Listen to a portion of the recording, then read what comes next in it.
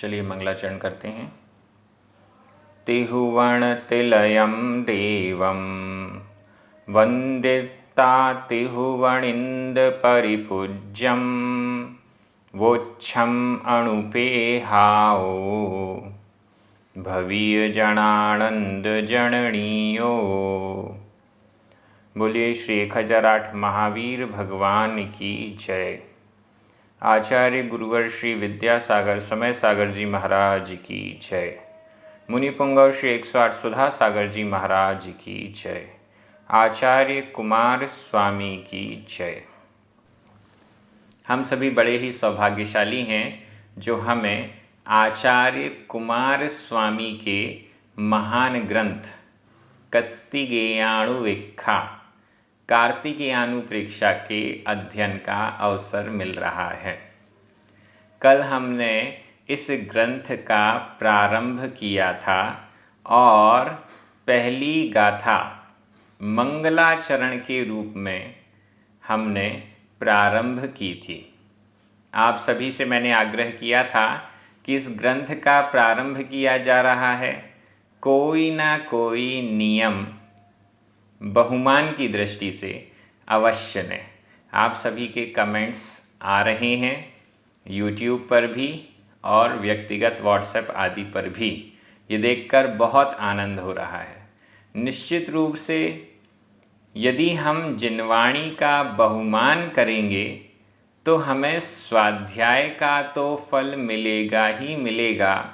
स्वाध्याय हम बहुत आसानी से बिना विघ्न बाधाओं के पूर्ण कर पाएंगे, साथ में कर्मों की निर्जरा भी कर पाएंगे। इस दृष्टि से ये बहुत अच्छा कार्य प्रारंभ हुआ है। आज हम 2 गाथाओं का अध्ययन करेंगे, क्रमशः गाथा क्रमांक 2 और 3। ये दोनों गाथाएं एक प्रकार से युग्मक हैं, एक साथ हैं। दोनों गाथाओं में 12 अनुप्रेक्षा के नाम निर्देश हमें प्राप्त होने वाले हैं। चलिए प्रारंभ करते हैं। गाथा क्रमांक 2 उच्चारण। अद्धुव अद्धुव आधा द ध अद्धुव। असरण असरण, यहाँ जो सा है वो सड़क वाला सा है जिसे दंत सकार कहते हैं।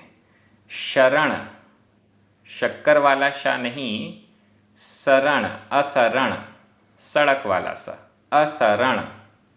भणिया भणिया। संसारा संसारा।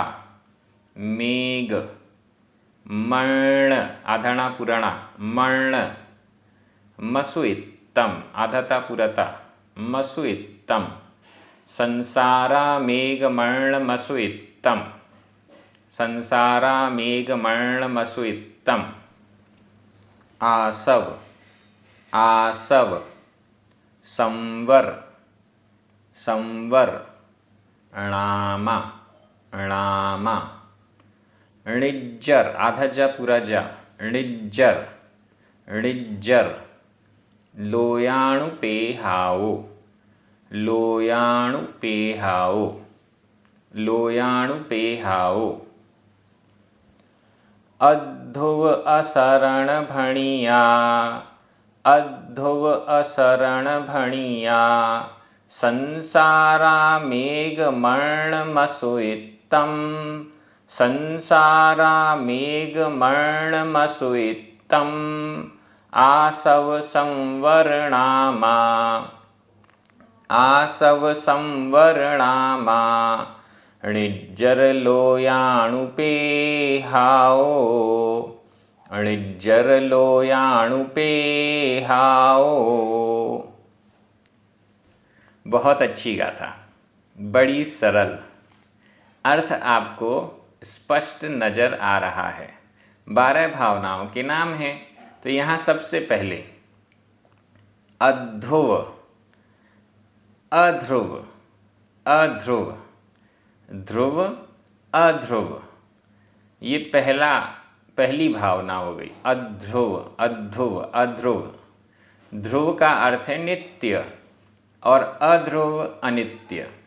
कई स्थानों पर अनित्य भावना, अनित्य अनुप्रेक्षा यह शब्द मिलता है और यहाँ अध्रुव उसका ही पर्यायवाची है अध्रुव। अध्रुव अनुप्रेक्षा या भावना, 12 भावनाएं हैं। सबसे पहले आचार्य कुंद स्वामी का 12 अणुवेखा ग्रंथ 12 भावनाओं पर पूर्ण रूप से लिखा गया ऐसा प्रतीत होता है। इसके पूर्व 12 भावनाओं के नाम जरूर मिलते हैं, लेकिन कोई स्वतंत्र ग्रंथ नहीं मिलता है। आचार्य कुंद स्वामी के बाद अनेक आचार्यों ने 12 भावनाओं पर वर्णन तो किया ही होगा निश्चित रूप से। आचार्य कुमार स्वामी, इनके द्वारा भी यह स्वतंत्र ग्रंथ 12 अनुप्रेक्षाओं पर लिखा गया है।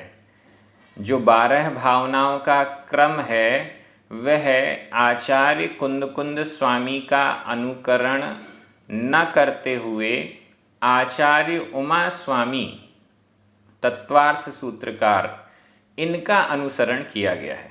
हम आगे कार्तिकेयानुप्रेक्षा में देखेंगे तो आपको दिख जाएगा, स्पष्ट हो जाएगा कि कई स्थानों पर आचार्य कुंद स्वामी का जो भी क्रम निर्धारित किया गया है या उनके ग्रंथों में दिया गया है, उस क्रम के से हटकर आचार्य उमा स्वामी महाराज का जो क्रम है तत्वार्थ सूत्र में, उसको यहाँ पर फॉलो किया गया है।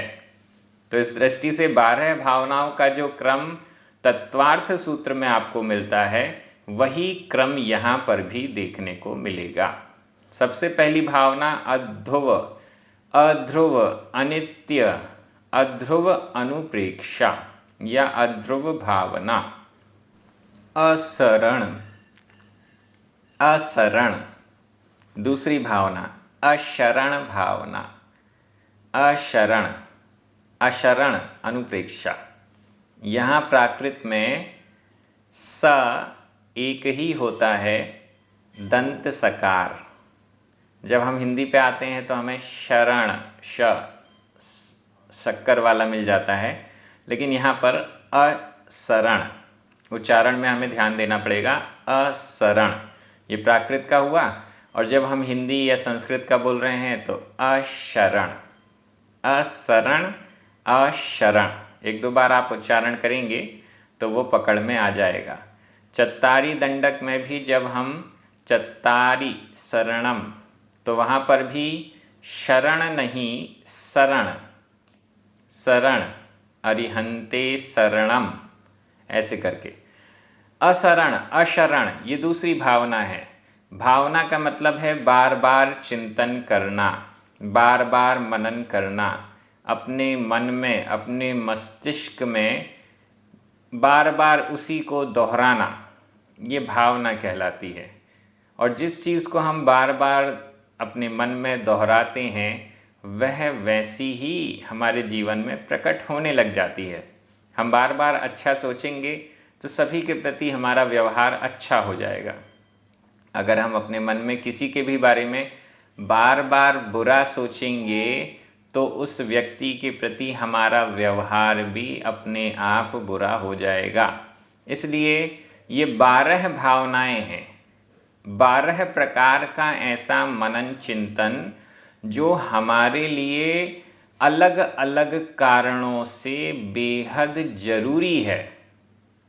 आनंद को यदि हम प्राप्त करना चाहते हैं तो इनका चिंतन करना जरूरी है, ऐसा समझना चाहिए। तो दूसरी भावना है अशरण। अशरण भावना, भावना और अनुप्रेक्षा दोनों एक ही शब्द हैं, पर्यायवाची हैं। कोई भी हमें बचाने वाला नहीं है, मृत्यु के मुख से कोई भी शरण प्रदान करने वाला नहीं है, ये चिंतन बार बार करना। भणिया, कहे गए, भणिया कहे गए, क्योंकि ये 12 भावनाएं हैं तो कहे गए बहुवचन में कहा जा रहा है। अध्रुव असरण कहे गए, लास्ट में लग जाएगा। संसारामेघमर्णमसुइत्तम, इन सब का संधि विच्छेद करना होगा। संसाराम आधा म, एगम ए आधा म और ए मिलकर माँ में ए की मात्रा हो गई। संसाराम एगम। इसके बाद एगम अर्णम, एगम आधा म, अर्णम का आधा म और आ मिलकर पूरा माँ हो गया, एगम अर्णम। इसके बाद अर्णम असुइत्तम, अर्णम आधा म, असुइत्तम का आ, आधा म और आ मिलकर माँ में आ की मात्रा हो गई। संसाराम एगम अर्णम असुइत्तम, ये इसका संधि विच्छेद हो गया। अब तीसरी भावना संसार, संसार को, संसार भावना को, तीसरी भावना है संसार भावना। अध्रुव भावना को, अशरण भावना को, अशरण को, संसार को, नीचे लिखा होगा, अगली गाथा में लिखा हुआ है कि भावना करो।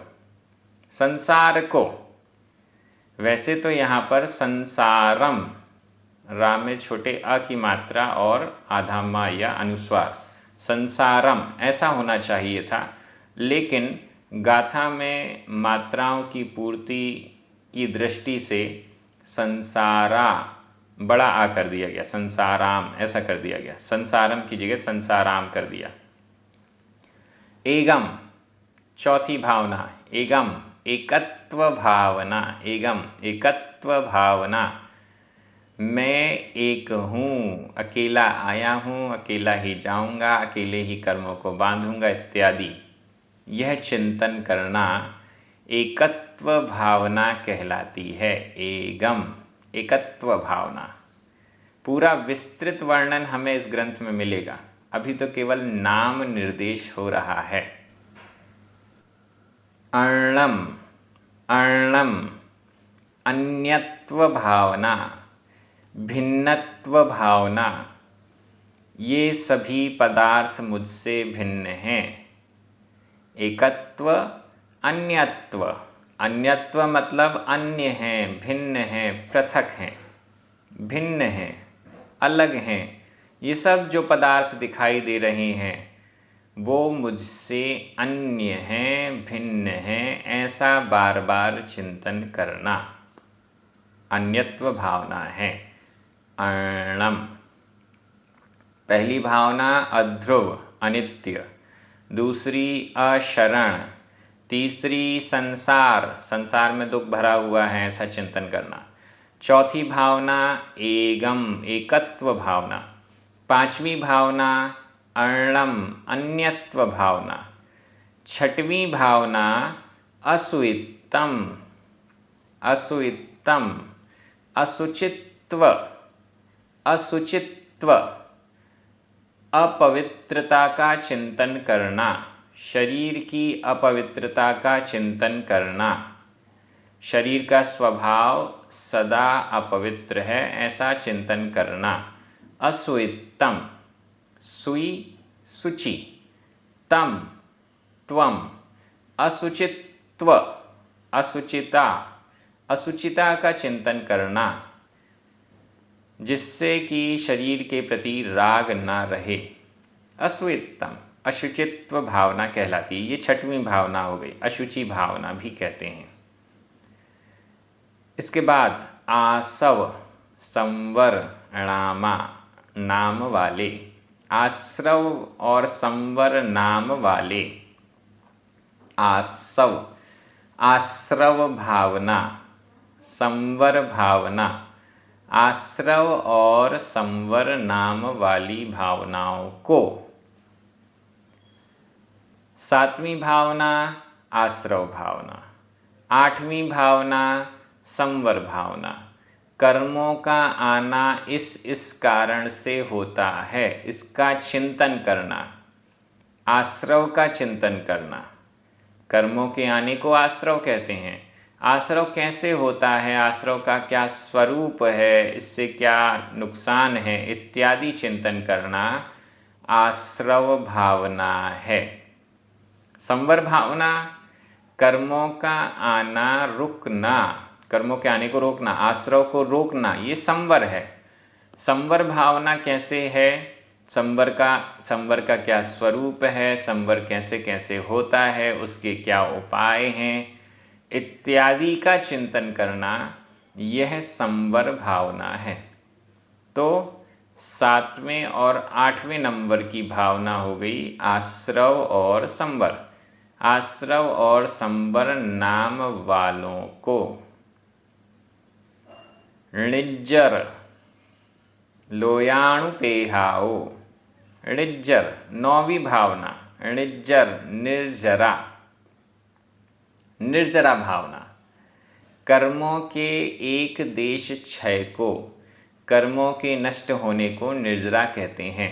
ये निर्जरा का क्या स्वरूप है, निर्जरा कैसे होती है, किस किस प्रकार से होती है, हमें क्या करना चाहिए इत्यादि निर्जरा संबंधित चिंतन करना निर्जरा भावना है।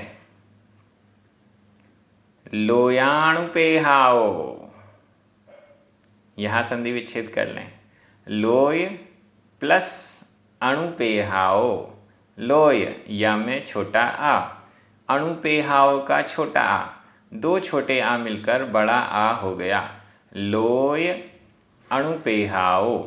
लोय लोक, अणुपेहाओ अनुप्रेक्षाओं को, निर्जरा और लोक अनुप्रेक्षाओं को।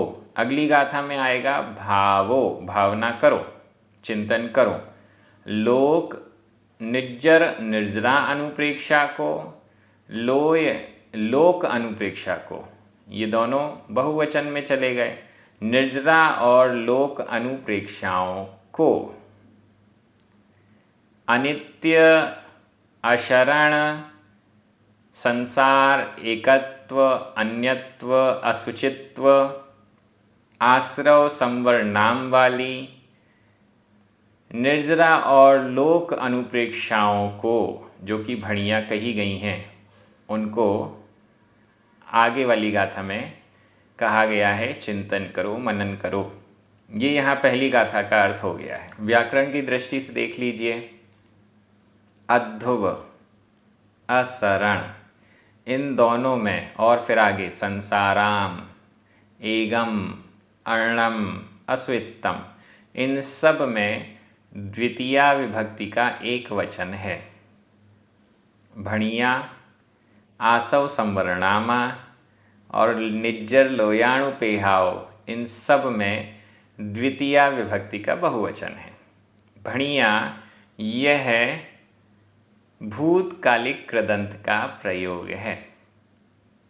भूतकालिक कृदंत में 4 प्रत्यय प्रयोग में आते हैं, अ, य, त और दा। यहाँ या प्रत्यय का प्रयोग हुआ है। भणिया भण क्रिया है। कहा हुआ, कहे हुए, कहे हुए इन भावनाओं को, कही हुई इन भावनाओं को, ऐसा अर्थ हो जाएगा। कुल मिला के सभी में द्वितीय विभक्ति ही लगी हुई है। व्याकरण तो बड़ी सरल थी यहाँ पर। मैं हिंदी अर्थ कर रहा हूँ, आपकी नज़र प्राकृत शब्दों पर जानी चाहिए। अध्रुव को, असरण को, यहाँ अध्रुव और असरण में एक्चुअली कोई विभक्ति लगी नहीं है, मूल शब्द का प्रयोग हुआ है, लेकिन इसका अर्थ हमें द्वितीय विभक्ति के एक वचन में करना है, ऐसा भी समझ लीजिए। कही हुई संसार को, एक को, अन्यत्व को, अशुचित्व को, आश्रव और संवर नाम वाली भावनाओं को, निर्जरा और लोक अनुप्रेक्षाओं को। ये गाथा का पूरा अर्थ हो गया। अब हम अगली गाथा में चलते हैं, जिससे कि इस गाथा में जो रह गया है क्रिया, वह क्रिया भी हमें प्राप्त हो जाएगी और अर्थ भी पूर्ण हो जाएगा। गाथा क्रमांक 3, उच्चारण। इय, इय, जाणी ऊण, जाणी ऊण। भावः, भावः। दुल्लह, आधला पुरला, दुल्लह। धम्मानुभावना, अधमा पुरमा, धम्मानुभावना। दुल्लह धम्मानुभावना। णिच्चम, आधचा पुरचा, णिच्चम, णिच्चम। मण, वयण, काय शुद्धि, आधा दध। मण वयण काय शुद्धि, मण वयण काय शुद्धि। एदा, एदा। 10, 2, य, भणिया, भणिया। Who, who. इय जाणी ऊण भावः, इय जाणी ऊण भावः। दुल्लह धम्मानुभावनाणिच्चम, दुल्लह धम्मानुभावनाणिच्चम। मणवयण काय शुद्धि, मणवयण काय शुद्धि। एदा 10 दोय भणियाहु, एदा 10 दोय भणियाहु। इय जाणी ऊण भावः, इन भावनाओं को, भावः भावो, चिंतन करो, भावना करो। भावः भावो, इनको भावो। इय, इय, इनको, इन भावनाओं को। जानी ऊण, जानकर, संबंधक भूत कृदंत का प्रयोग है। ऊण प्रत्यय लगा हुआ है। जानी ऊण, जानकर, समझकर। इन 12 भावनाओं को जानकर, समझकर भावः भावो। लेकिन अभी 12 भावनाओं के नाम तो हुए ही नहीं। पिछली गाथा में तो 10 नाम आए थे, 2 रह गए। 2 रह गए, कौन से वो नाम हैं? दुल्लह धम्मानुभावना, दुल्लह दुर्लभ भावना, बोधि दुर्लभ भावना। बोधि शब्द भी साथ में जुड़ा हुआ है। यहाँ पर केवल दुल्लह कह दिया, दुर्लभ कह दिया। कुछ शॉर्टकट में भी आचार्य कहते थे। दुल्लह कह दिया, पूरा शब्द समझ लीजिए, बोधि दुर्लभ। दुर्लभ भावना, बोधि दुर्लभ भावना। बोधि की प्राप्ति, केवल ज्ञान की प्राप्ति दुर्लभ है। कैसे कैसे, क्या क्या दुर्लभ है? क्रमशः दुर्लभता का चिंतन करना। निगोद से निकलना इतना दुर्लभ, उससे दुर्लभ ये, उससे दुर्लभ वो, 1 इंद्री 2 इंद्री पंचेंद्री बनना और दुर्लभ। इसके बाद मनुष्य बनना और दुर्लभ, मनुष्यों में भी उच्च कुल प्राप्त करना और दुर्लभ। ऐसा कर करके केवल ज्ञान तक, बोधि तक जो दुर्लभता है उसका चिंतन किया जाता है। दुर्लभ, दुर्लभ भावना। धम्मानुभावना, धम्मानुभावना, यहाँ भी संधि विच्छेद कर लें। धम्म, आधमा पूरमा और छोटा आ। अणुभावना, आ, 2 छोटे आ मिलकर बड़ा आ हो गया। धम्म अणुभावना, धम्मानुभावना। धम्म धर्म, अनुभावना, अनुचिंतन करना, भावना करना। अनुप्रेक्षा, धर्म अनुप्रेक्षा। दुल्लह दुर्लभ, बोधि दुर्लभ अनुप्रेक्षा 11वें नंबर की है और धर्म अनुप्रेक्षा 12वें नंबर की है। इन को दुल्लह धम्मानुभावना, दुर्लभ और धर्म अनुप्रेक्षाओं को,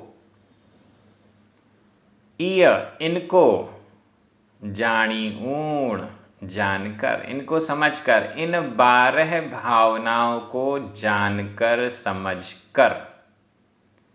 भावः भावो, भावः भावो, भावना करो। हे भव्य जीव, तुम भावना करो। भावः, कैसे भावना करो, उसके कुछ विशेषण हैं। णिच्चम, नित्य भावना करो। णिच्चम, नित्य, हमेशा। ऐसा नहीं कभी कभी महीने में एक बार 12 भावना का चिंतन कर लिया, नहीं। णिच्चम, हमेशा भावना करो। अगर खुश रहना है, अगर आनंद में रहना है, तो इन 12 भावनाओं का चिंतन जरूरी है। और निश्चित रूप से हमने मंगलाचरण में देख ही लिया, भवीय जनानंद जननीयो, ये जो भावनाएं हैं ये भव्य जीवों में आनंद को उत्पन्न करने वाली जननी माताएं ही हैं। आनंदित वही होगा जिसके अंदर ये 12 भावनाओं का चिंतन है। संसार में रहते हुए मोक्ष की अवस्था, सिद्ध अवस्था है, वो तो परम आनंद की अवस्था है, उसमें तो कोई बात ही नहीं। लेकिन इस संसार में रहते हुए भी संसारी जीव जब तक 12 भावनाओं का चिंतन नहीं करेगा, तब तक वह आनंद का अनुभव नहीं कर सकता है, ऐसा समझिएगा। ये 12 भावनाओं का चिंतन नित्यम, नित्य, हमेशा करना है, ऐसा कहा गया। और क्या है? मन वयण काय शुद्धि, शुद्धि, शुद्धि पूर्वक भावना करनी है। मन की शुद्धि, वचन की शुद्धि और काय की शुद्धि पूर्वक।